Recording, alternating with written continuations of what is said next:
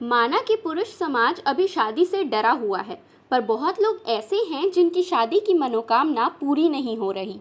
तो आपको छत्तीसगढ़ की एक ऐसी जगह बताती हूँ जहाँ भक्तों का मानना है कि शादी से जुड़ी सारी बाधाएं कट जाती हैं और मनोकामना पूरी हो जाती है।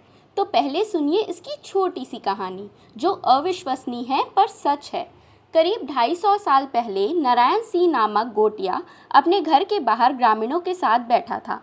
तभी एक श्वेत वस्त्र वाली कन्या आई और विश्राम के लिए स्थान मांगा। नारायण सिंह ने अपने घर में रुकने को कहा, पर वो जंगल की ओर बढ़ी और झाड़ी के नीचे बैठकर बोली, मैं अब यहीं रहूंगी, मेरे लिए मंदिर बनवा दीजिए। इतना कहकर वो गायब हो गई। जब मंदिर की खुदाई हुई तो एक पाषाण प्रतिमा निकली, जिसे माँ भवानी माना गया, और ये जगह आज करेला भवानी मंदिर के नाम से प्रसिद्ध है। ये मंदिर डोंगरगढ़ की माँ बमलेश्वरी मंदिर से लगभग 15 किलोमीटर दूर है। मंदिर तक पहुंचने के लिए करीब 1100 सीढ़ियाँ चढ़नी पड़ती है और पूरे रास्ते भर बंदर आपका मनोरंजन करेंगे। अब आप अगली बार डोंगरगढ़ जाए तो माँ भवानी के दर्शन ज़रूर करें।